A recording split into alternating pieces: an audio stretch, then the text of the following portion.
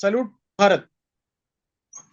ഇന്ന് നമ്മോടൊപ്പമുള്ള അതിഥി മുതിർന്ന മാധ്യമപ്രവർത്തകൻ ശ്രീ രാജഗോപാലാണ്. സർ നമസ്കാരം. നമസ്കാരം. സർ, ഈ സമയത്ത് അല്ലെങ്കിൽ നമ്മളിപ്പോൾ കേട്ടുകൊണ്ടിരിക്കുന്ന ഏറ്റവും പ്രധാനപ്പെട്ട വാർത്തകളിലൊന്ന് കേരളത്തിൽ ഭരണമാറ്റം ഉണ്ടാകുന്നു. കോൺഗ്രസ് തിരികെ എത്തുന്നു. അവരുടെ പ്രതിപക്ഷ, അതായത് കോൺഗ്രസിന്റെ കഴിഞ്ഞ ഭരണകാലത്തെ പ്രതിപക്ഷ നേതാവായിരുന്ന വി.ഡി. സതീശൻ പറഞ്ഞതുപോലെ 100 സീറ്റിലേക്ക് കോൺഗ്രസ് എത്തുന്നു.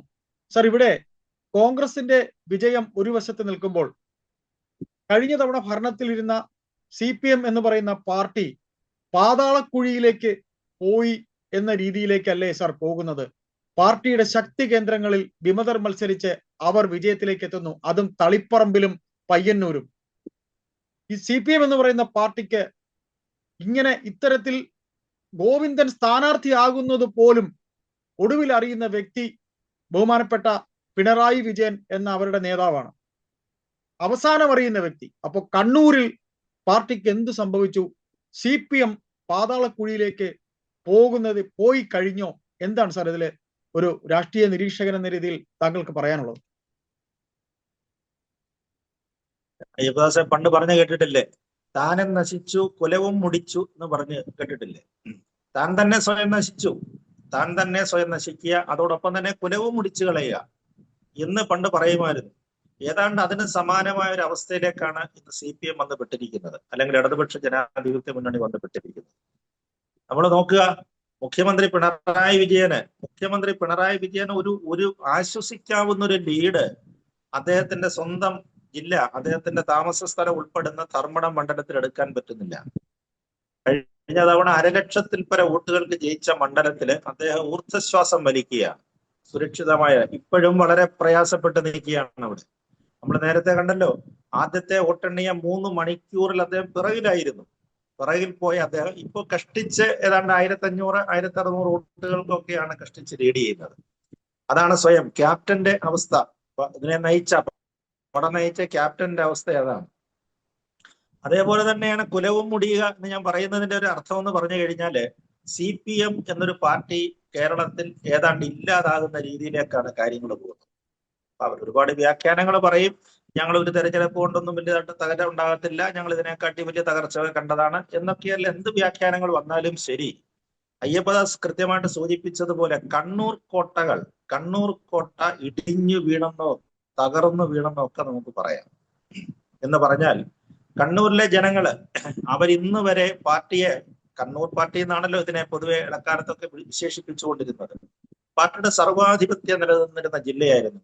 അവിടുത്തെ ഓരോ അസംബ്ലി മണ്ഡലങ്ങളും എടുത്ത് നോക്കിക്കഴിഞ്ഞാല് 5 അക്ക ഡിജിറ്റിലാണ് പാർട്ടി സ്ഥാനാർത്ഥികൾ ജയിച്ചുകൊണ്ടിരുന്നത്. ഒരാളിനെ പാർട്ടി നിശ്ചയിച്ചാൽ മാത്രം മതിയായിരുന്നു, അവിടെയൊക്കെ ഓടിക്കയറി വിജയിക്കുന്ന സ്ഥലങ്ങളായിരുന്നു ഉണ്ടായിരുന്നത്. ആ അവസ്ഥയിലാണ്. അവിടെ നിന്നാണ് നമ്മളിപ്പോ നോക്കുക, പയ്യന്നൂരില് പാർട്ടി വിട്ട് വിമതനായിട്ടും അതിനോടൊപ്പം തന്നെ UDF പിന്തുണയിൽ മത്സരിച്ച കുഞ്ഞികൃഷ്ണൻ ഏതാണ്ട് 7,600 വോട്ടിന് വിജയിച്ചതായിട്ടാണ് പ്രഖ്യാപനം വന്നിരിക്കുന്നത്. ഇതിൽ പരം പറഞ്ഞില്ലേ, പാർട്ടി പടുകുഴിയിൽ വീണതിന് മറ്റൊരു തെളിവ് വേണം. അതോടൊപ്പം തന്നെ തൊട്ടടുത്ത മണ്ഡലമായ തളിപ്പറമ്പിലും തന്നെയാണ് സംഭവിക്കാൻ പോകുന്നത്. പാർട്ടിയുടെ 63 വർഷത്തെ ചരിത്രം ഒരു പക്ഷെങ്കില് പിണറായി വിജയനെ അത്രയുമോ അല്ലെങ്കിൽ അതിൽ കൂടുതലായിട്ടോ, അല്ലെങ്കിൽ പാർട്ടി സെക്രട്ടറി ശ്രീ MP ഗോവിന്ദന്റെക്കാട്ടിൽ പാരമ്പര്യം അവകാശപ്പെടാനുള്ള ശ്രീ TK ഗോവിന്ദൻ, അദ്ദേഹം അവസാന സമയത്താണ് വളരെ പറയുന്നത്, സങ്കടപ്പെട്ടാണ് ഈ പാർട്ടിയുമായിട്ടുള്ള ബന്ധങ്ങൾ ഉപേക്ഷിക്കുന്നത്. അദ്ദേഹവും ജയിക്കുകയാണെന്നുള്ളത് ആലോചിക്കണം. തളിപ്പറമ്പാണ് അസംബ്ലി മണ്ഡലം എന്ന് ആലോചിക്കണം. CPM നമ്മൾ പണ്ടത്തെ ഒരു നാടൻ ഭാഷയെ പറഞ്ഞാൽ കുറ്റിച്ചൂലിനെ നിർത്തിയാൽ പോലും വിജയിക്കുന്ന മണ്ഡലങ്ങളാണ് ഇത് രണ്ടും. ഇത് നമ്മൾ മനസ്സിലാക്കിയെടുക്കേണ്ട ഒരു കാര്യം എന്ന് പറഞ്ഞു കഴിഞ്ഞാല്, ഇപ്പോഴ് രാഷ്ട്രീയ നിരീക്ഷണത്തിൽ, എന്റെ ഒരു നിരീക്ഷണത്തിൽ എനിക്ക് തോന്നുന്നു യഥാർത്ഥ കമ്മ്യൂണിസ്റ്റുകൾ ജയിക്കുകയാണെന്നാണ് തോന്നുന്നത്. തീർച്ചയായിട്ടും അവർ UDF പിന്തുണയാണ് മത്സരിച്ചതെങ്കിലും കേരളത്തിലെ യഥാർത്ഥ കമ്മ്യൂണിസ്റ്റുകൾ അവരാണ് ജയിക്കുന്നത്. തളിപ്പറമ്പും പയ്യന്നൂരും അതിന്റെ ഒരു സൂചനയാണ്. അതോടൊപ്പം തന്നെയാണ് തെക്കൻ ജില്ലയിലെ അമ്പലപ്പുഴ അസംബ്ലിയിലും അത് തന്നെയാണ് സംഭവിച്ചത്. അതെ. അവരുടെ ഈ പറഞ്ഞതുപോലെ തന്നെയാണ്. അതും 60-ലേറെ വർഷത്തെ വലിയ പാരമ്പര്യമുണ്ട്. അതെ. പാരമ്പര്യമുള്ള പ്രമുഖനായ നേതാവായിരുന്നു. എന്തിനാണ് അദ്ദേഹത്തെ മാറ്റി നിർത്തിയെന്ന് ഇന്ന് അദ്ദേഹത്തിനും അറിയത്തില്ല, പാർട്ടിക്കും അറിയത്തില്ല, അല്ലേ? അതെ. അതെ. ആരുടെയൊക്കെയോ താല്പര്യപ്രകാരം അദ്ദേഹം തന്നെ കൃത്യമായിട്ട് പറയുന്നുണ്ടായിരുന്നു. ചിലരുടെ അതെ. ഇംഗിതം നടപ്പാക്കുന്നതിന് വേണ്ടി എന്നെ മാറ്റി നിർത്തി എന്ന് പറയുന്നു. അതെ. അമ്പലപ്പുഴയിൽ എന്താ സംഭവിച്ചത്? സുധാകരൻ ഇപ്പോഴും 17,000-ൽ പര വോട്ടുകൾക്ക് ലീഡ് ചെയ്യുകയാണ്. അതെ. അതായത് എച്ച് സലാം എന്നുള്ള CPM നേതാവ് നല്ല ഭൂരിപക്ഷത്തിൽ ജയിച്ച ആ മണ്ഡലമാണ്. അതെ. അവിടെ ജി സുധാകരനാണ് ഇപ്പൊ 17,000-ൽ പര വോട്ടിൽ ലീഡ് ചെയ്യുന്നത്. അതെ. എന്ന് പറഞ്ഞാൽ ഇവര് 3 പേരും പ്രതീകങ്ങളാണ്. കമ്മ്യൂണിസ്റ്റ് പാർട്ടിയുടെ പറഞ്ഞില്ലേ, ആളുകൾക്ക് റോൾ മോഡൽ ആകേണ്ടവരാണ്. അങ്ങനെ തന്നെയാണ് നമ്മുടെ പ്രവർത്തന പാരമ്പര്യം. അവരെയൊക്കെ തഴഞ്ഞ ശേഷം കുറച്ച് അവരുടെ തന്നെ ആരോപിക്കുന്നത് പോലെ സ്യൂഡോ കമ്മ്യൂണിസ്റ്റുകൾ, അങ്ങനെയാണല്ലോ അവരെ മറ്റ് ആളുകളെ വിശേഷിപ്പിക്കുന്നത്. അതെ. സ്യൂഡോ കമ്മ്യൂണിസ്റ്റുകളുടെയും ഉപജാപക വൃന്ദത്തിന്റെയും ഒക്കെ കയ്യിൽപ്പെട്ട് പാർട്ടി നേതൃത്വം കയ്യിൽപ്പെട്ടത് കൊണ്ട് അവിടുന്ന് സംഭവിച്ച പരാജയമാണ്. എങ്ങോട്ടാണ് ഈ പാർട്ടിയെ നയിക്കുന്നതെന്ന് അതിനെ നയിക്കുന്നവർക്ക് പോലും ഒരു ലക്ഷ്യബോധമില്ലാത്ത അവസ്ഥയിലേക്ക് അത് പോയി. അതാണ് സംഭവിച്ചത്. സാധാരണഗതിയിൽ എല്ലാവരും പറയാറുണ്ട്, ഒരു തവണയോ ഭരണം കിട്ടുന്നത് ഓക്കെ, രണ്ടാമത്തെ തവണ വീണ്ടും ഒരു ഭരണം ഇടതുപക്ഷ പാർട്ടികൾക്ക്, പ്രത്യേകിച്ച് കേഡർ പാർട്ടികൾക്ക് കിട്ടിക്കഴിഞ്ഞാൽ അത് വഷളാകുമെന്ന് പറഞ്ഞു കേട്ടിട്ടുണ്ട്. ഇത് വഷളല്ല, വഷളായി എന്നുള്ളതിന്റെ സൂചനയാണ്. ജനങ്ങൾക്ക് ഇത്രയേറെ മടുപ്പ്, അല്ലേ, ഇത്രയേറെ അമർഷം ഈ പാർട്ടിയോടുണ്ടെന്നുള്ളതിന്റെ തെളിവാണ്. ഇപ്പൊ 100ഓളം സീറ്റുകളിലാണ്, 100ഓളം സീറ്റുകളിൽ വളരെ വ്യക്തമായ ഭൂരിപക്ഷത്തോടു കൂടിയാണ്. ഒന്നും അങ്ങനെ എഡ്ജെന്ന് പറയാനില്ല. ആ ഒരു അവസ്ഥയിലേക്കാണ് പാർട്ടി സ്ഥാനാർത്ഥികള്, UDF-ന്റെ സ്ഥാനാർത്ഥികൾ ജയിച്ചു വരുന്നത്. ആദ്യം പറഞ്ഞിരുന്നത് ഞങ്ങളുടെ MLA-മാരുടെ ബലം കൊണ്ട്, ഞങ്ങൾക്ക് 55, 60, 50 MLA-മാരുണ്ട്, അവരുടെ ബലം കൊണ്ട് പാർട്ടി ജയിക്കും. അതിലൊക്കെ ഉപരിയായിട്ട് ഞങ്ങളുടെ ക്യാപ്റ്റനെ മുന്നിൽ നിർത്തുന്നു. അദ്ദേഹം തന്നെയാണല്ലോ നയിച്ചത്, പിണറായി വിജയൻ തന്നെയാണ് നയിച്ചത്. എല്ലാ മുഖവും അദ്ദേഹത്തിന്റെ മുഖമായിരുന്നു, അല്ലെ? എല്ലാ ഹോർഡിങ്സുകളിലും പോസ്റ്ററുകളിലും പ്രചാരണായുധങ്ങളിലും എല്ലാം പിണറായി വിജയന്റെ മുഖം തന്നെയാണ് പ്രൊജക്ട് ചെയ്തുകൊണ്ട് ഇതാ വികസന പദ്ധതി നടപ്പാക്കുന്നു എന്നെല്ലാം പറഞ്ഞിരുന്നു. ഇതെല്ലാം PR ഏജൻസികൾ പുറകിൽ നിന്ന് ചെയ്തു കൊടുത്ത പ്രവർത്തനങ്ങളായിരുന്നു, അല്ലെ? അങ്ങനെയാണ് തെളിയിക്കുന്നത്. അവർക്ക് ജനബന്ധമില്ലല്ലോ. PR ഏജൻസികളെ സംബന്ധിച്ചിടത്തോളം അവർക്ക് സാമ്പത്തിക നേട്ടം മതി. സാമ്പത്തികമല്ല, ജനങ്ങളുടെ പൾസ് അറിയാനുള്ള ഒരു ശ്രമം അവരും നടത്തിയില്ല, പാർട്ടി നടത്തിയിരുന്നില്ല. സാർ, അത് പറയുമ്പോൾ ഞാൻ ചോദിക്കാൻ കരുതിയിരുന്ന ഒരു ചോദ്യം താങ്കൾ തന്നെ അത് ഉത്തരത്തിലേക്ക് എത്തുകയായിരുന്നു. സാറ് പറഞ്ഞ ജനങ്ങളുടെ പൾസ് അറിയാത്ത PR ഏജൻസികൾ, അവർക്ക് കൊടുക്കുന്ന കാശ് കിട്ടണം. അപ്പോ മുഖ്യമന്ത്രി PR ഏജൻസികളുടെ കയ്യിലായിരുന്നു എന്നുള്ളതിന്റെ തെളിവല്ലേ സാർ ആദ്യത്തെ മലപ്പുറം പരാമർശം വരുന്നത്? തീർച്ചയായിട്ടും അങ്ങനെയാണല്ലോ ആദ്യമായിട്ട് ന്യൂനപക്ഷ സമുദായത്തിനെതിരെ അദ്ദേഹത്തിന്റെ ആദ്യത്തെ പരാമർശം വരുന്ന അവിടുന്ന് തന്നെയാണ്. അവരാണ് ഇതെല്ലാം പറഞ്ഞിട്ട് ആ ഹിന്ദു പത്രത്തിൽ അദ്ദേഹം എഴുതിയ ലേഖനം, അദ്ദേഹം പ്രസിദ്ധീകരിച്ച ലേഖനം അതിന്റെ ഒരു തെളിവ് തന്നെയാണ്. അദ്ദേഹത്തിന് ഇവിടുത്തെ ചരിത്രങ്ങളും രാഷ്ട്രീയ പശ്ചാത്തലവും ഒന്നും അറിയാത്ത ആളല്ലേ, എത്രയോ വർഷ പരിചയമുള്ള ആളാണ്. എന്തിനായിരുന്നു അത്തരം ഒരു ലേഖനം? അത് ആണ് ആദ്യം മുതൽ തന്നെ, പ്രത്യേകിച്ച് മുസ്ലിം സൊസൈറ്റി, മറ്റേ ഇന്ത്യൻ യൂണിയൻ മുസ്ലിം ലീഗ് എന്നുള്ള രാഷ്ട്രീയ കക്ഷിയെ നമ്മൾ മാറ്റി നിർത്തണം. മാറ്റി നിർത്തി കഴിഞ്ഞാൽ മുസ്ലിം സമുദായത്തെ ഒന്നടങ്കം CPM-നോടൊരു വിരോധമുണ്ടാക്കുന്നതിന് ആ ലേഖനം വളരെയേറെ ഒരുപാട് അതിനൊരു കാരണമായി മാറിയിട്ടുണ്ട്. അതോടൊപ്പം തന്നെയാണ് ഈ പറഞ്ഞതുപോലെ വെള്ളാപ്പള്ളി SNDP യോഗം ജനറൽ സെക്രട്ടറി ശ്രീ വെള്ളാപ്പള്ളി നടേശന്റെ വടക്കൻ ജില്ലകളിൽ നടന്നതും പിന്നീട് അദ്ദേഹം ആവർത്തിച്ചതുമായ ന്യൂനപക്ഷ സ്നേഹത്തിന്റെ ചില പ്രസ്താവനകൾ. തീർച്ചയായിട്ടും വെള്ളാപ്പള്ളി നടേശൻ പറയുന്നതിന് അദ്ദേഹത്തിന്റെ കാര്യമുണ്ട്, കാരണം അദ്ദേഹത്തിന്റെ സമുദായത്തിന്റെ ആവശ്യങ്ങളാണ് അദ്ദേഹം പറയുന്നത്. പക്ഷെ അത് എൻഡോഴ്സ് ചെയ്തു എന്നുള്ളതാണ് CPM-ന് പറ്റിയ കുഴപ്പം. എന്തിനാണ് അതിനെ ശരിവെക്കുക തന്നെയല്ല, അല്ലെങ്കിൽ നിഷേധിക്കുകയെങ്കിലും ചെയ്യാമായിരുന്നു. വെള്ളാപ്പള്ളി അദ്ദേഹത്തിന്റെ വ്യക്തിപരമായ അഭിപ്രായങ്ങളാണ് പറയുന്നത്, പാർട്ടി ബന്ധമില്ല എന്ന് പറയാമായിരുന്നു. ഒരുപാട് മുസ്ലിം നേതാക്കൾ അദ്ദേഹത്തോട് ആവശ്യപ്പെട്ടു, പിണറായി വിജയനോട് ആവശ്യപ്പെട്ടിരുന്നു, താങ്കൾ ഇത് തിരുത്തിക്കണം. വെള്ളാപ്പള്ളി ഇത്തരത്തിലുള്ള പരാമർശങ്ങൾ നടത്തുന്നത് പാർട്ടി വേദികളിലോ അദ്ദേഹത്തിന്റെ അഭിപ്രായങ്ങളോ പറഞ്ഞോട്ടെ, പക്ഷേ CPM-നെ കൂടെ ചേർത്ത് അത്തരത്തിലുള്ള അഭിപ്രായങ്ങൾ വരുമ്പോൾ തിരുത്തിക്കണമെന്ന് പറഞ്ഞിരുന്നു. ശ്രീ കാന്തപുരം EP അബൂബക്കർ മുസ്ലിയാർ അടക്കമുള്ളവർ ആവശ്യപ്പെട്ടിരുന്നതാണ്. പക്ഷെ മുഖ്യമന്ത്രി ഇത് ചെയ്തില്ല. അത് അങ്ങനെ പിന്നെ വ്യക്തിപരമാണെന്ന് പറയാനോ അല്ലെങ്കിൽ വെള്ളാപ്പള്ളിയെ കുറ്റപ്പെടുത്താനോ തയ്യാറായിട്ടെന്ന് മാത്രമല്ല, ഒരിക്കൽ അദ്ദേഹത്തിന്റെ നാട്ടിൽ നടന്നൊരു സമ്മേളനത്തിൽ വെച്ച് വെള്ളാപ്പള്ളിയുടെ നാവിൽ സരസ്വതി വിളയാടുന്നു എന്നവരെയൊക്കെ പറഞ്ഞു കളഞ്ഞു, അല്ലെ? അതൊക്കെ അവരെ വളരെ ക്ഷുഭിതരാക്കിയ സംഭവങ്ങളാണ്. അതൊക്കെയാണ് എനിക്ക് തോന്നുന്നത് ഈ കൺസോളിഡേഷൻ നമ്മൾ പറയത്തില്ല, മലപ്പുറം അല്ലെങ്കിൽ വടക്കൻ ജില്ലകൾ മലബാറിലുണ്ടായ ഒരു ഏകീകരണം, അത് അവിടെ അവർ ഇതിൽ നിന്നങ്ങ് വിട്ടു. ഇന്ത്യൻ യൂണിയൻ മുസ്ലിം ലീഗ് എന്നുള്ള രാഷ്ട്രീയ കക്ഷിയെ വിട്ട ശേഷം അവരൊരു മുസ്ലിം സാഹോദര്യത്തിന്റെ ഒരു സിംബലാണ് അവിടെ ഉണ്ടായത്. അല്ലെങ്കിൽ അതിന്റെ ഒരു കൂട്ടായ്മയാണ് അവിടെ സംഭവിച്ചത്. അത് തന്നെയാണ് എനിക്ക് തോന്നുന്നത്. വടക്കൻ നോക്കുക, കാസർഗോഡ് അടക്കമുള്ള ജില്ലകളിലേക്ക് നോക്കുക. കാസർഗോഡ്, കണ്ണൂര്, പിന്നെ രണ്ടും വന്നു. കോഴിക്കോട്, കണ്ണൂര്, കോഴിക്കോട്, മലപ്പുറം ജില്ലയിൽ ഇപ്പൊ ഇന്ത്യൻ യൂണിയൻ ലീഗ് മത്സരിച്ച ഏതാണ്ട് 27 സീറ്റ് 23 അവർ ജയിച്ചെന്നാണ് അല്ലെ? അതായത് ഒരേ ഒരു സീറ്റാണ് കോഴിക്കോട് കിട്ടിയിരിക്കുന്നത്. അത് ബേപ്പൂര് മാത്രം. ബേപ്പൂര് മാത്രം തന്നെയല്ല, അവിടെ നമ്മൾ കാണേണ്ട മറ്റൊരു പ്രത്യേകത, നമ്മുടെ ഈ സംസ്ഥാന മന്ത്രിസഭയില് ഈ മന്ത്രിമാരിൽ കഷ്ടിച്ചിപ്പോ രക്ഷപ്പെട്ട് നിൽക്കുന്നത് 2 പേരേ ഉള്ളൂ. ഒന്ന് ബേപ്പൂരിൽ മത്സരിച്ച മുഹമ്മദ് റിയാസും, പിന്നെ ചെങ്ങന്നൂരിൽ മത്സരിച്ച അതെ, 2 പേരും കഷ്ടിച്ച് രക്ഷപ്പെട്ട് നിൽക്കുന്നുണ്ട്. പക്ഷേ കൊട്ടാരക്കരയിൽ ബാലഗോപാലന്റെ അവസ്ഥ എന്താണെന്ന് പറയാൻ പറ്റുന്നില്ല. അതിങ്ങനെ മാറി മറിഞ്ഞുകൊണ്ടിരിക്കുകയാണ്. ധനകാര്യമന്ത്രിയായിരുന്നു, വലിയ പഴുദോഷങ്ങളൊന്നും കേൾപ്പിക്കാതെ പോയ മന്ത്രിയാണ്. അതാണ് അവസ്ഥ. മന്ത്രിമാരടക്കം മുഖ്യമന്ത്രി. ഞാനൊന്ന് ഇടപെടുകയാണ് സാർ. അതായത് സാർ ഈ PR കൺസൾട്ടൻസിയുടെ കാര്യം പറഞ്ഞുകൊണ്ട് സാർ നമ്മൾ സംസാരിച്ചു വരുമ്പോൾ, സാർ ഈ രാജ്യം ഭരിക്കുന്ന മുഖ്യമന്ത്രി, അദ്ദേഹം താമസിക്കുന്ന അദ്ദേഹത്തിന്റെ സ്വന്തം നാട് കണ്ണൂര്, പാർട്ടിക്കുള്ളിൽ ഇത്തരത്തിൽ ഒരു കലാപം, അതായത് TK ഗോവിന്ദൻ ഒരു ദിവസം പാർട്ടിയിൽ നിന്ന് അങ്ങ് ഇറങ്ങി പുറപ്പെട്ടു വന്നതല്ല. ഞാൻ വീണ്ടും ആ വിഷയത്തിൽ, കാര്യം ആ വിഷയം അങ്ങനെ കണ്ട് നമുക്ക് പെട്ടെന്ന് പറഞ്ഞ് അവസാനിപ്പിക്കാൻ കഴിയില്ല എന്ന് കേരള സമൂഹത്തിനറിയാം. കാര്യം സാറ് തന്നെ പല നമ്മുടെ സംസാരത്തിലും പറഞ്ഞിട്ടുണ്ട്, ഈ പറയുന്ന ഇന്ത്യയിൽ കണ്ണൂർ സമം CPM എന്ന ഒരു വാക്ക് തന്നെ ഉണ്ട് എന്ന്. അപ്പോൾ കണ്ണൂര് CPM എന്ന് പറയുന്ന പാർട്ടിക്കകത്ത് TK ഗോവിന്ദൻ എന്ന വ്യക്തി ഒരു സുപ്രഭാതത്തിൽ ആ പാർട്ടിയിൽ നിന്ന് ഇറങ്ങി വന്നതല്ല. അതുപോലെ ഈ പറയുന്ന രീതിയിൽ പയ്യന്നൂര് ഈ പിന്നെ കുഞ്ഞികൃഷ്ണൻ എന്ന് പറയുന്ന ഇത്രയും അച്ചടക്കമുള്ള ഒരു പാർട്ടി പ്രവർത്തകൻ, അദ്ദേഹവും ഒരു സുപ്രഭാതത്തിൽ ഇറങ്ങി വന്നതല്ല.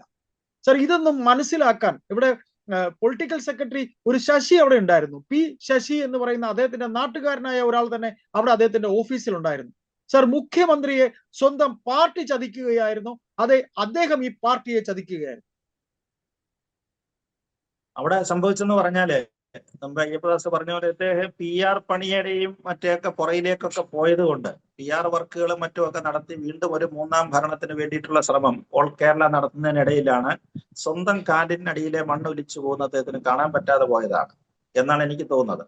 അല്ലെങ്കിൽ അങ്ങനെ ഒരു വലിയ തകർച്ച പാർട്ടിക്ക് കണ്ണൂരിൽ സംഭവിക്കും എന്ന് അദ്ദേഹത്തിന് അറിയാമായിരുന്നിട്ടും അദ്ദേഹം നിസ്സഹായനായി പോയെന്നാണ് എനിക്ക് മറ്റൊരു ആംഗിളിൽ കൂടെ അതിനെക്കുറിച്ച് പറയാൻ പറ്റുന്നത്, എനിക്ക് തോന്നുന്നത്. കാരണം എന്ന് പറഞ്ഞു കഴിഞ്ഞാല് കണ്ണൂരിൽ ഇപ്രാവശ്യം ആരാണ് മുഖ്യമന്ത്രി അല്ല അവിടുത്തെ കാര്യങ്ങളൊക്കെ നിയന്ത്രിച്ചിരുന്നത്. നമുക്കറിയാവുന്ന പോലെ party secretary Shri MV ഗോവിന്ദനാണ്. MV ഗോവിന്ദനാണ് അവിടെ ശ്രമിച്ചത്. അപ്പൊ തിരുവനന്തപുരത്ത് മുഖ്യമന്ത്രിയുടെ നേതൃത്വത്തിൽ മറ്റൊരു തരത്തിലുള്ള പ്രവർത്തനങ്ങൾ നടക്കുമ്പോൾ കണ്ണൂരിൽ ശ്രീ MV ഗോവിന്ദൻ എന്ത് ചെയ്തു? അദ്ദേഹത്തിന്റെ ഭാര്യയ്ക്ക് തന്നെ സീറ്റ്, അല്ലേ? അദ്ദേഹത്തിന്റെ ഭാര്യയ്ക്ക് തന്നെ സീറ്റ്. അതാണല്ലോ അവിടെ വലിയ അസംതൃപ്തിക്കുള്ള ഇടയാക്കിയത്. തീർച്ചയായിട്ടും. അപ്പൊ അന്നേരം പറഞ്ഞത് ശ്യാമളയ്ക്ക് ഒരുപാട് പ്രവർത്തന പാരമ്പര്യമുണ്ട്, അവര് വളരെ മുനിസിപ്പൽ ചെയർപേഴ്സൺ ആയിരുന്നു, അതേപോലെ തന്നെ SFIയിലും ഒക്കെ പ്രവർത്തിച്ച് വലിയ പാരമ്പര്യം, അതൊക്കെ ശരിയാണ്. പക്ഷേ TK ഗോവിന്ദൻ പറഞ്ഞത് കേട്ടില്ലേ? TK ഗോവിന്ദൻ പറഞ്ഞത് MV ഗോവിന്ദൻ മാഷ് തളിപ്പറമ്പിൽ 3 തവണ MLA ആയിരുന്നു. അതെ, അവിടെ നിന്ന് മാറിക്കഴിഞ്ഞാൽ പാർട്ടിയിലുള്ള ഒരാൾക്ക് വേണ്ടി ആ സ്ഥാനം കൊടുക്കാൻ. തീർച്ചയായിട്ടും ഒരു പാനൽ ഉണ്ടാക്കി ആ പാനലിൽ നിന്ന് ഒരാളെ നിങ്ങൾ തെരഞ്ഞെടുക്കൂ, അങ്ങനെയാണ് പറഞ്ഞത്. നിങ്ങൾ തെരഞ്ഞെടുക്കൂ, അതേ അദ്ദേഹം പറഞ്ഞിരുന്നുള്ളൂ. പക്ഷെ അവിടെ ഉണ്ടായ സംഭവം എന്ന് പറഞ്ഞു കഴിഞ്ഞാല് അവിടെ പാർട്ടി ജില്ലാ സെക്രട്ടറി രാകേഷ് അടക്കമുള്ളവർ എന്താണ് ജയരാജൻ ഇങ്ങനെയൊക്കെ MV ജയരാജൻ ഇങ്ങനെയൊക്കെ ആളുകളുടെ കയ്യിലാണ് പാർട്ടിയുടെ കണ്ണൂർ ജില്ല എന്ന് പറയുന്നത്. അവരങ്ങ് തീരുമാനമെടുത്തു. അത് തന്നെയാണ് അവിടെ സംഭവിച്ചത്. അതുകൊണ്ടാണ് അത് കയ്യിൽ നിന്ന് പോയത്. ഒരു പക്ഷെങ്കിൽ ഇത്രയും വലിയ തകർച്ച ഒരു പക്ഷെങ്കിൽ മുഖ്യമന്ത്രി പ്രതീക്ഷിച്ച് കാണത്തില്ലായിരിക്കാം. കാരണം പയ്യന്നൂര് തളിപ്പറമ്പ് എന്ന് പറഞ്ഞാൽ CPM തോൽക്കുക അല്ലെങ്കിൽ അവരുടെ ഭൂരിപക്ഷം കുറയുക എന്നുള്ളതിനെ കുറിച്ച് നമുക്ക് ചിന്തിക്കാൻ ഒക്കത്തില്ല. ഒരു രാഷ്ട്രീയത്തിൽ നമുക്ക് ചിന്തിക്കാൻ ഒക്കുന്ന കാര്യങ്ങളല്ല. അവിടെ അത് സംഭവിക്കത്തില്ലെന്നൊരു പക്ഷേ കരുതി കാണാം. അത്തരം ഒരു ആത്മവിശ്വാസമായിരിക്കാം കൊണ്ടുപോയത്. ശ്രീ MV ഗോവിന്ദനെ പറഞ്ഞില്ലേ, അദ്ദേഹത്തിനകത്ത് വലിയൊരു ഉത്തരവാദിത്വം അദ്ദേഹം ഏറ്റെടുക്കേണ്ടി വരും. Party secretary Shri TK Govindan സമാധാനം പറയേണ്ടി വരും എന്ന് പറഞ്ഞു കഴിഞ്ഞാല് ഈ വലിയ തകർച്ചയ്ക്ക് CPM-ന്റെ ഈ വലിയ തകർച്ചയ്ക്ക് ഉത്തരവാദികളായത് ഈ രണ്ട് പ്രധാന നേതാക്കന്മാരാണ്. അതിനകത്ത് MLA-മാരെ ഒന്നും പറഞ്ഞിട്ട് കാര്യമില്ല, ഘടകകക്ഷികളെയും വഴിവഴുന്നിട്ട് കാര്യമില്ല. കാരണം മുഖ്യമന്ത്രിക്കും പാർട്ടി സെക്രട്ടറിക്കും ഇവർക്ക് രണ്ടുപേർക്കുമേ ഇത് പരിഹരിക്കാൻ സാധിക്കുമായിരുന്നുള്ളൂ. പക്ഷെ അവര് വേണ്ട സമയത്തിന് ഒരു പരിഹാരം കണ്ടില്ല. അതാണ് ഇപ്പോൾ ഇവിടെ സംഭവിച്ചിരിക്കുന്നത്. പിന്നെ അദ്ദേഹത്തിന്റെ പല പ്രവർത്തനങ്ങള്, മുഖ്യമന്ത്രി പറഞ്ഞില്ലേ, ആളുകളെ വെറുപ്പിക്കുന്ന കാര്യത്തിലും ഇത്തരം കാര്യങ്ങൾ ഉണ്ടായിരുന്നു. അദ്ദേഹത്തിന്റെ പല പ്രവർത്തനങ്ങള്, സംസാരങ്ങള്, അതേപോലെ തന്നെ രക്ഷാപ്രവർത്തനങ്ങള്. ഇപ്പൊ തന്നെ കണ്ടില്ലേ ആലപ്പുഴയിലെ അദ്ദേഹം രക്ഷാപ്രവർത്തനങ്ങള്, അദ്ദേഹത്തിന്റെ പോലീസ്, അന്ന് സംസ്ഥാന പോലീസ് തലയ്ക്കടി കൊണ്ട KSU നേതാവ്, ജയിച്ചിരിക്കുന്നു. CPM-ന്റെ വളരെ പ്രമുഖനായ നേതാവ് ചിത്തരഞ്ജനെ ഏതാണ്ട് തോൽവിയുടെ വക്കിൽ എത്തിച്ചുകൊണ്ട് ആ നേതാവ് ആലപ്പുഴയിൽ നിന്ന് ജയിച്ചിരിക്കുകയാണ്. അതിന് രക്ഷാപ്രവർത്തനം എന്നാണ് അദ്ദേഹം പേരിട്ടത്. നാട്ടുകാരെ ഒന്നും സമ്മതിച്ചു കൊടുക്കത്തില്ല. പറഞ്ഞില്ലേ, നമ്മളൊരു പോലീസ് ഒരു ചെറുപ്പക്കാരന്റെ തലയ്ക്കൊക്കെ, അത് പ്രത്യേകിച്ച് യൂണിഫോമിൽ അല്ലാത്ത ഒരാളാണ് ഇറങ്ങിയിട്ട് അടിക്കുന്നത്, അദ്ദേഹത്തിന്റെ ഗൺമാൻ അടിക്കുന്നത്.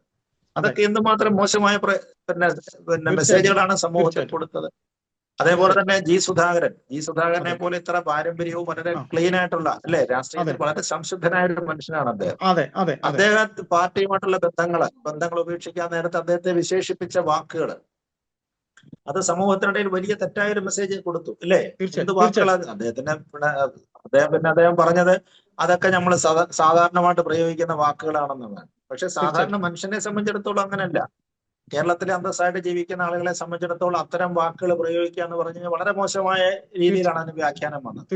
അതൊക്കെ തന്നെയാണ് എനിക്ക് തോന്നുന്നത്. അതൊക്കെ തന്നെ ഇദ്ദേഹത്തിന്റെ വാക്കുകള്, പ്രവർത്തികള്, ഇതൊന്നും ഒരു പൊതുസമൂഹത്തിന്, നമ്മൾ പറഞ്ഞില്ലേ, ഒരു കാര്യം കൂടെ നമുക്ക് ഒരു കാര്യം കൂടെ പറയാതെ പോകാൻ കഴിയില്ല സാർ. അപ്പോ ഇത്തരത്തിൽ ജനങ്ങൾക്ക് തന്നോട് ജനങ്ങളുടെ വിപ്രതിപത്തി, ജനങ്ങളുടെ ഇഷ്ടമില്ലായ്മ ഒരു ഭരണാധികാരി എന്ന രീതിയിൽ ഇദ്ദേഹം മനസ്സിലാക്കാത്തതാണോ, അല്ലെങ്കിൽ മനസ്സിലാവാത്തതായി പെരുമാറുന്നതാണോ? അത് ഒരു ചോദ്യം സാർ. രണ്ടാമത് ഒന്നുകൂടെ ചോദിക്കാനുള്ളത്, ഇപ്പോ ഈ സാറ് പറഞ്ഞ PR-ന്റെ കാര്യത്തിൽ എന്ത് തന്നെ PR തന്നെയാണ് അദ്ദേഹത്തെ നയിച്ചുകൊണ്ടുപോയത് സാർ. ലോക്സഭ തെരഞ്ഞെടുപ്പിന് മുമ്പ് വരെ ന്യൂനപക്ഷ വോട്ടിലാണ് 2021 ഇവർ ജയിച്ചു വന്നത്. ഇപ്പൊ കോഴിക്കോടും കണ്ണൂരും അല്ലാതെ ന്യൂനപക്ഷങ്ങൾക്ക് ഒരു സംരക്ഷകൻ ഇടതുപക്ഷം അല്ലെങ്കിൽ CPM എന്ന തോന്നലാണ് ഇവർ ജയിച്ചു വന്നത്.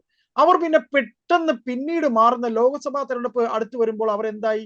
ന്യൂനപക്ഷങ്ങളെ തള്ളിപ്പറയുന്നവരായി. പിന്നീട് വീണ്ടും ഭൂരിപക്ഷത്തിന്റെ പിറകെ പോയി. ഈ ഭരണം കഴിയുന്നതിന് മുമ്പ് ശബരിമല അയ്യപ്പന്റെ അടുത്തേക്ക് പോയി. ദേവസ്വം ബോർഡിന്റെ സിൽവർ ജൂബിലി ആഘോഷിച്ചു. സർ, ആകെ മൊത്തം തൊട്ടതെല്ലാം പിഴയ്ക്കുന്ന ഒരു കുറെ പ്ലാനിങ്ങുകളായിരുന്നില്ലേ ഈ മുഖ്യമന്ത്രിയുടേതായിട്ടുണ്ടായിരുന്നത്? അത് ആ രണ്ട് ചോദ്യത്തിന്റെയും കൂടെ ഉത്തരം ഒറ്റ ഇതിനകത്ത് ചേർന്ന് പറയാം. നമ്മൾ അധികാരത്തിന്റെ ഈ ശീതളച്ചാലയിൽ ഇങ്ങനെ ഭ്രമിച്ചു പോകുമ്പോഴാണ് നമുക്ക് ഇത്തരം ചില തിരിച്ചറിവുകൾ ഇല്ലാതെ പോകുന്നത്. അത് തന്നെയാണ് ഇവിടെ ഭരണാധികാരികൾക്കെല്ലാം സംഭവിച്ചത്, മുഖ്യമന്ത്രി അടക്കമുള്ളവർക്ക്. അവര് വിചാരിച്ചിരുന്നത്, അവരപ്പോ ജനങ്ങളെ നോക്കുന്നില്ല, ജനതാല്പര്യം എന്താണ്, ജനങ്ങളുടെ ഹിതം എന്താണ് എന്നുള്ളൊരു പരിശോധന അവർക്കുണ്ടാകുന്നില്ല.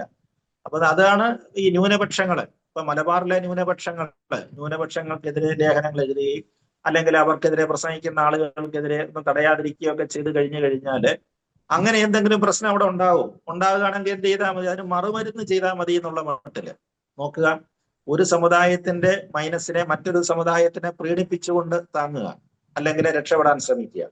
അപ്പൊ അത്തരത്തിലൊരു അട്ടർ കൺഫ്യൂഷനാണ് ഈ മത സംഘടനകളെയും സാമുദായിക സംഘടനകളെയും ഒക്കെ നോക്കുന്ന കാര്യത്തിലും അതേപോലെ തന്നെ നേതാക്കന്മാരെ നിയന്ത്രിക്കുന്ന കാര്യത്തിലും അദ്ദേഹത്തിന് സംഭവിച്ച പിഴവ് തന്നെയാണത്. അതാണ് അവിടെ സംഭവിച്ചത്. അപ്പൊ മലബാറിൽ നഷ്ടപ്പെടുന്ന ന്യൂനപക്ഷ മുസ്ലിം വോട്ടുകളെ തിരുവിതാംകൂറിലുള്ള ഹിന്ദു വോട്ട്സുമായിട്ട് ബാലൻസ് ചെയ്യാൻ പറ്റിക്കാമോ? അതാണ് ശ്രമിച്ചു നോക്കിയത്. അതാണ് അയ്യപ്പ ചൂണ്ടിക്കാണിച്ച ആഗോള അയ്യപ്പ സംഗമം. ഒരാവശ്യവുമില്ലാത്ത എന്തായിരുന്നു അതിന്റെ പ്രസക്തി എന്നുള്ളത് ഇന്നും ആർക്കും മനസ്സിലായിട്ടില്ല. ആഗോള അയ്യപ്പ സംഘം 7 കോടി രൂപ മുടക്കിയിട്ട് ശബരിമലയിൽ ശബരിമല സംബന്ധിച്ചിടത്തോളം ഒരുപാട് മാസ്റ്റർ പ്ലാനുകളും കാര്യങ്ങളും ഒക്കെ നിലനിൽക്കുന്നുണ്ട്. അതൊന്നും നടപ്പാക്കാതെ പെട്ടെന്ന് ഒരു ദിവസത്തേക്ക് ഒരു ആഗോള അയ്യപ്പ സംഘം, അതിനുവേണ്ടി 7 കോടി രൂപയാണ് എഴുതിത്തള്ളിയത്. അതിന്റെ കണക്കിപ്പോഴും തീർന്നിട്ടില്ല കേട്ടോ, കണക്കിപ്പോഴും തീർന്നിട്ടില്ല. 18-ാം തീയതി 20-ാം തീയതി ഹൈക്കോടതി ആ കേസ് വീണ്ടും എടുക്കുന്നുണ്ട്. അതിലേക്ക് സമുദായ നേതാക്കന്മാരെ വിളിച്ചു വരുത്തുക. നമ്മൾ കണ്ടില്ലേ, വെള്ളാപ്പള്ളി നടേശനെ SNDP സെക്രട്ടറിയെ മുഖ്യമന്ത്രി പോയ കാറിൽ തന്നെയാണ് പമ്പ ആ ഗസ്റ്റ് ഹൗസിൽ നിന്ന് അവിടത്തേക്ക് കൊണ്ടുപോയത്. അതിന് വ്യാഖ്യാനങ്ങളെ നമ്മൾ പറഞ്ഞില്ലേ, 19 വയസ്സുണ്ട്, അപ്പൊ അങ്ങനെ വരുമ്പോൾ അദ്ദേഹത്തെ കൂടെ കയറ്റി കൊണ്ടുപോയി എന്നാണ് അദ്ദേഹം പറയുന്നത്.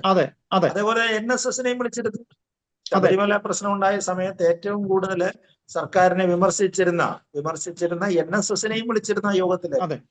അപ്പൊ അതുകൊണ്ട് NSSന്റെ പിന്നെ വൈസ് പ്രസിഡന്റിനെയും, അതായത് പിന്നെ വൈസ് പ്രസിഡന്റിനെയും അതേപോലെ തന്നെ SNDP യോഗം സെക്രട്ടറി ഒരേ വേദിയിൽ കൊണ്ടുവന്നിരുത്തി കഴിഞ്ഞാല് ഈ പറയുന്ന തെക്കൻ ജില്ലകളിലെ ഹിന്ദു വോട്ട്സുകളെ നമുക്ക് സംശീകരിക്കാം, അല്ലെങ്കിൽ അതിനെ പിന്നെ തിരിച്ചു വെച്ചിട്ട് മലബാറിലുണ്ടാകുന്ന മലബാറിലുണ്ടാകുന്ന ന്യൂനപക്ഷ വോട്ടുകളിൽ എന്തെങ്കിലും ചോർച്ച ഉണ്ടാകുകയാണെങ്കിൽ അതിനെ പരിഹരിക്കാമെന്ന് അദ്ദേഹം കരുതിയിട്ടുണ്ടാവും.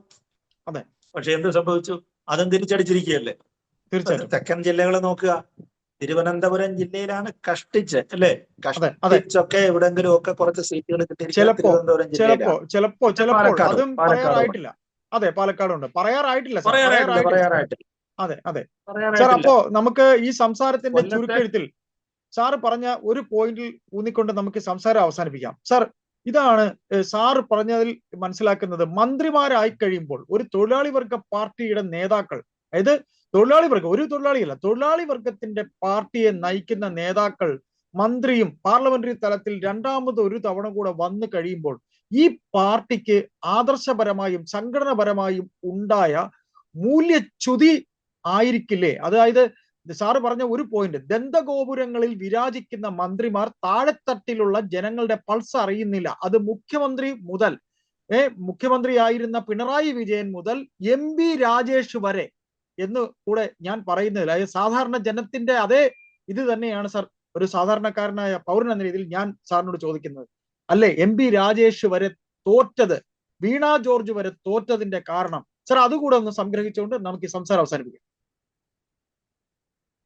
അല്ല, ഇത് വേറൊരു കാര്യമുണ്ട്. നമ്മൾ പറയത്തില്ലേ, ഇത് വളഞ്ഞു കഴിഞ്ഞാൽ പിന്നെ മൊത്തായി വളഞ്ഞു കഴിഞ്ഞാല് ബാക്കിയെല്ലാം 64 വളഞ്ഞു പോകുന്നൊക്കെ പറഞ്ഞതുപോലെ ആ ഒരു അവസ്ഥയിലേക്ക് വരും.